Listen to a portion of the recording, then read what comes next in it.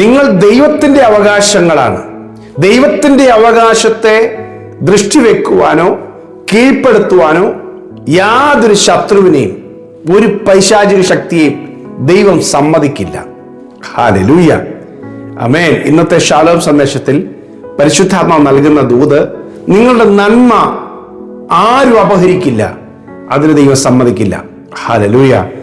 125 സങ്കീർത്തനത്തിന്റെ 3-ാമത്തെ വാക്യത്തിൽ എഴുതിയിരിക്കുന്നു, നീതിമാന്മാർ നീതികളിലേക്ക് കൈനീട്ടാതിരിക്കേണ്ടതിന് ദുഷ്ടന്മാരുടെ ചെങ്കോൽ നീതിമാന്മാരുടെ അവകാശത്തിന്റെ മേൽ ഇരിക്കുകയില്ല. നീതിമാന്മാർ നീതികേടിലേക്ക് കൈനീട്ടാതിരിക്കേണ്ടതിന് ദുഷ്ടന്റെ ചെങ്കോൽ നീതിമാന്റെ അവകാശത്തിൽ വെക്കാൻ ദൈവം സമ്മതിക്കുകയില്ല. അതെ, ഇന്ന് കർത്താവ് ഉറപ്പായി പറയുന്നു, നിങ്ങളുടെ അവകാശങ്ങളുടെ മേൽ, ദൈവം നിങ്ങൾക്ക് നൽകിയ അവകാശങ്ങളുടെ മേൽ ഒരു ദുഷ്ടനും കൈവശപ്പെടുത്തുവാനോ കൈവെക്കാനോ അവന്റെ അധികാരം സ്ഥാപിക്കാനോ ദൈവം സമ്മതിക്കില്ല. ഭീഷണികളുമായി പിശാച് വരും. ഹല്ലേലൂയ. ദൈവത്തിന്റെ വലിയ ഭക്തനായ മനുഷ്യനായിരുന്നു ഇയ്യോബ്. തന്റെ ജീവിതത്തിൽ പിശാച് അവനെ ദൃഷ്ടിവെച്ച കാര്യം ഇയ്യോബ് അറിയുന്നതിന് മുമ്പേ, അല്ലെ ഇയ്യോബ് അറിയാതെ തന്നെ ദൈവം അറിഞ്ഞു. പിശാച് ദൈവത്തിന്റെ അടുക്കൽ വന്നപ്പോൾ ദൈവം ചോദിക്കുക, എന്റെ ദാസനായ ഇയ്യോബിന്റെ മേൽ നീ ദൃഷ്ടി വെച്ചുവോ? അവനെ പോലെ നീതിമാനും നിഷ്കളങ്കനും ദോഷം വിട്ടകലുന്നവനുമായ ഒരു നല്ല മനുഷ്യൻ വേറെയില്ല. ഹല്ലേലൂയ. ഇയ്യോബിന്റെ പുസ്തകം 1-ാമത്തെ അധ്യായത്തിന്റെ 8-ാമത്തെ വാക്യത്തിൽ എഴുതിയിട്ടുണ്ട്, അവനെ പോലെ നീതിമാനും ഒരു മനുഷ്യൻ വേറെയില്ല. അപ്പൊ ദൈവം നോക്കിയിരിക്കുകയാണ്, ദൈവത്തിന്റെ മക്കളെ പിശാച്, ശത്രു ദൃഷ്ടി വെക്കുന്നുണ്ട്. അപ്പൊ അവര് ശത്രു നോക്കിയാൽ ദൈവം അത് ചോദ്യം ചെയ്യും. ആമേൻ. നിങ്ങൾക്ക് വേണ്ടി ചോദിക്കാൻ ആരുമില്ലെന്ന് ചിന്തിക്കേണ്ട, നിങ്ങൾക്ക് വേണ്ടി ഇടപെടുവാൻ ആരുമില്ലെന്ന് ചിന്തിക്കേണ്ട. നിങ്ങളുടെ വിഷയത്തിൽ ഇടപെടുവാൻ ദൈവം ശക്തനാണ്. അവൻ കാണുന്നുണ്ട്, അവൻ അറിയുന്നുണ്ട്. തക്ക സമയത്ത് അവൻ നിങ്ങൾക്ക് വേണ്ടി പ്രവർത്തിക്കും.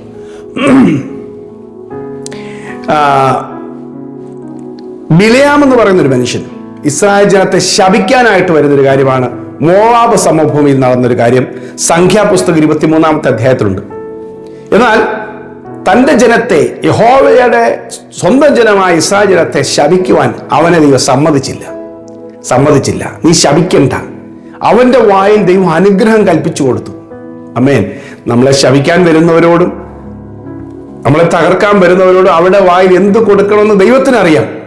ആമേൻ. ദൈവത്തിനറിയാം.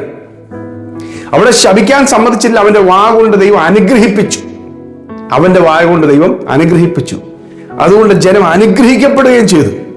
ഹല്ലേലൂയ.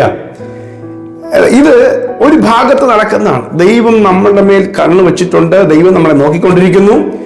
ദൈവത്തിന്റെ അവകാശമായ നമ്മെ ശത്രു ദൃഷ്ടി വെക്കാൻ സമ്മതിക്കില്ല. എന്നാൽ ദൈവം ചില സമയങ്ങളിൽ ദൈവത്തിന്റെ മഹത്വം വെളിപ്പെടുത്താനും നമ്മുടെ ഉയർച്ചയ്ക്ക് വേണ്ടി, സമൃദ്ധിക്ക് വേണ്ടി ദൈവം ചിലപ്പോൾ അനുവദിച്ചു കൊടുക്കുന്ന കാര്യമുണ്ട്.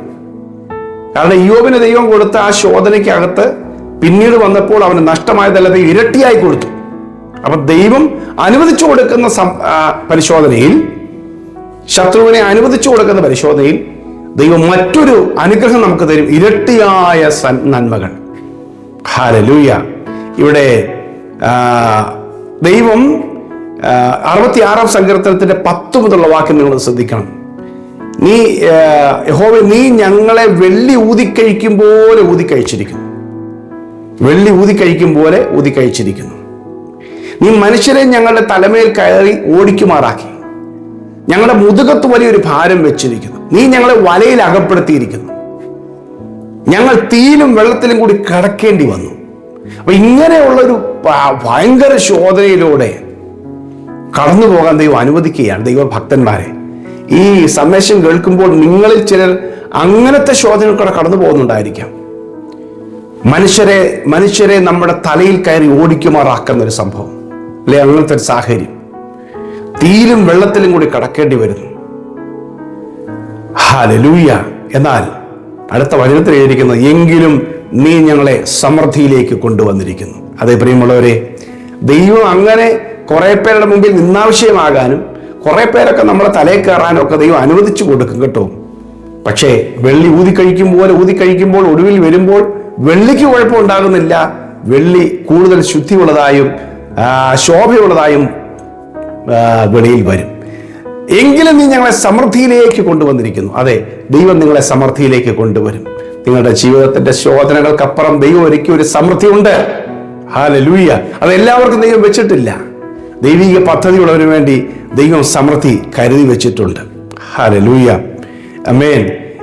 കൊലോസ്യ ലേഖനം 1-ാം അധ്യായത്തിന്റെ 12-ാമത്തെ വാക്യത്തിൽ എഴുതിയിരിക്കുന്നു, വിശുദ്ധന്മാർക്ക് വെളിച്ചത്തിലുള്ള അവകാശത്തിനായിട്ട് ഞങ്ങളെ ദൈവം പ്രാപ്തരാക്കി അവന്റെ രാജ്യത്തിലാക്കി വെച്ചിരിക്കുക. വിശുദ്ധന്മാർക്ക് വെളിച്ചത്തിലൊരു അവകാശമുണ്ട്, തൻ്റെ മക്കളുടെ അവകാശം. സങ്കീർത്തനം 16 പറയുന്ന 5-6 വാക്യത്തിൽ പറയുന്ന, എൻ്റെ അവകാശത്തിന്റെയും പാനപാത്രത്തിന്റെയും ഓഹരി യഹോവയാകുന്നു.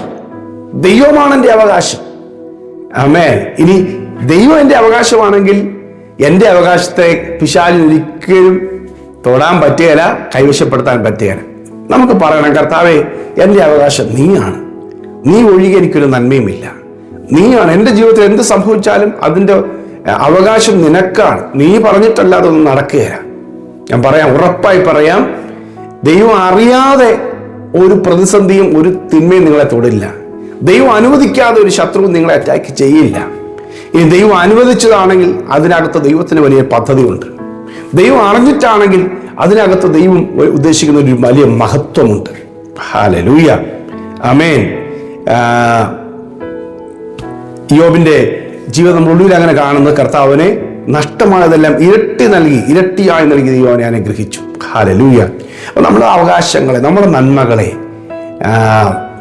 അപഹരിച്ചുകൊണ്ട് പോകുക. ഇപ്പോൾ ഗിദെയോന്റെ ജീവിതം നോക്കിക്കഴിഞ്ഞാൽ, ഗിദെയോന് ഒരു പരാക്രമശാലിയായിട്ട് ദൈവം കാണാൻ കാരണം, അവന്റെ പിതാക്കന്മാരുടെ അവകാശത്തെ മിദ്യാനിൽ കവർന്നുകൊണ്ട് പോകാൻ അവൻ സമ്മതിച്ചില്ല. അവൻ മുന്തിരിച്ചക്കിന്റെ അടുക്കൽ കൊണ്ടുപോയി ഗോതമ്പ് മെതിക്കുകയാണ്. കാരണം മിദ്യാനിൽ വന്ന് ഗോതമ്പ് അപഹരിച്ചുകൊണ്ട് പോകുന്നതിന് അവന്റെ നന്മ അവന്റെ മുന്തിരിച്ചക്കിന്റെ അടുക്കൽ കൊണ്ടുവന്നിട്ട് ഗോതമ്പ് മെതിക്കുക. അപ്പൊ ദൈവം അവനെ വിളിക്കുക, അല്ലയോ പരാക്രമശാലിയെ, യഹോവ നിന്നോട് കൂടെയുണ്ട്. അവന്റെ കാര്യം എന്താ? അവൻ പിതാക്കന്മാരുടെ അവകാശം എന്തുകൊണ്ടാണ് ശത്രു അപഹരിച്ചുകൊണ്ട് പോകുന്നത്? എൻ്റെ പിതാവിന്റെ അവകാശം ഞാൻ വിട്ടുകൊടുക്കില്ല. ഹല്ലേലൂയ. അതെ, ദൈവം നിങ്ങൾക്ക് നൽകിയ അവകാശത്തെ ഒരു മിദ്യാന്യ ശക്തിയും പിടിച്ചുകൊണ്ട് പോകാൻ ദൈവം സമ്മതിക്കില്ല. ദൈവം നിങ്ങളെ ഉപയോഗിക്കും. ഹല്ലേലൂയ. ദൈവത്തിന്റെ പദ്ധതിക്കായി ദൈവം നിങ്ങളെ ഉപയോഗിക്കും. ഹല്ലേലൂയ. അപ്പൊ ദൈവം അനുവദിച്ചു വിടുന്ന പരിശോധനയിലും കഷ്ടതയിലും ഒക്കെ ദൈവത്തിന് വലിയ പദ്ധതിയുണ്ട്. ദൈവം ഒരിക്കലും നമ്മളെ അവിടെ കൈവിടത്തില്ല. ആമേൻ. നമ്മൾ എടുക്കുന്ന ഉറച്ച തീരുമാനവും ദൈവികമായ നിലപാടുകളും അനുസരിച്ച് ദൈവം നമുക്ക് കരുത്ത് തരും. അതിൽ മുറുകെ പിടിച്ച് നിൽക്കാനും അവിടെ ജയിക്കാനും ദൈവം ബലവും ധൈര്യവും തരും. നിങ്ങൾ തളർന്നു പോകാൻ നടപ്പല്ല. എന്ന് പറഞ്ഞാൽ ഈ കൊരിന്ത്യലേഖനത്തിൽ ഒരു വാക്യമുണ്ട്, 1 കൊരിന്ത്യർ 10-13 വാക്യത്തില്, മനുഷ്യർക്ക് നടപ്പല്ലാത്ത പരീക്ഷ നിങ്ങൾക്ക് നേരിട്ടിട്ടില്ല, നിങ്ങൾക്ക് സഹിക്കാൻ കഴിയുന്നതിന് മീതെ പരീക്ഷ നേരിടാൻ സമ്മതിക്കാതെ പരീക്ഷയോടുകൂടി അവൻ പോക്കുവഴി ഉണ്ടാക്കിത്തരും. ആമേൻ. ഹല്ലേലൂയ. നടപ്പല്ലാത്ത പരീക്ഷ സമ്മതിക്കാതെ. അപ്പൊ സമ്മതിക്കുകയല്ല ദൈവം, നിങ്ങളുടെ കപ്പാസിറ്റിക്ക് മാത്രമേ ദൈവം തരത്തുള്ളൂ. ദൈവം വിശ്വസ്തനാണ്. ഹല്ലേലൂയ. നിരാശപ്പെടരുത്, തളർന്നു പോകരുത്. നിങ്ങൾ കടന്നു പോകുന്ന എല്ലാ ശോധനകൾക്കും ദൈവമായിട്ട് അതിനപ്പുറത്തേക്കൊരു പോക്കുവഴി വെച്ചിട്ടുണ്ട്, ഒരു മഹത്വം വെളിപ്പെടുത്തുന്നുണ്ട്. നിങ്ങളുടെ അവകാശങ്ങളും നന്മകളും ഒരു ശത്രുവും കൊണ്ടുപോകില്ല. ഹല്ലേലൂയ. ദൈവം നിങ്ങളോട് കൂടെയുണ്ട്. പ്രാർത്ഥിക്കുന്നവർക്ക് വേണ്ടി അവരുടെ അവകാശങ്ങളെ സംരക്ഷിക്കുവാൻ ദൈവശക്തനാണ്. നീതിമാന്മാരുടെ അവകാശങ്ങളെ മേൽ ദുഷ്ടന്റെ ചെങ്കോൽ ഇരിക്കാൻ ദൈവം സമ്മതിക്കത്തില്ല.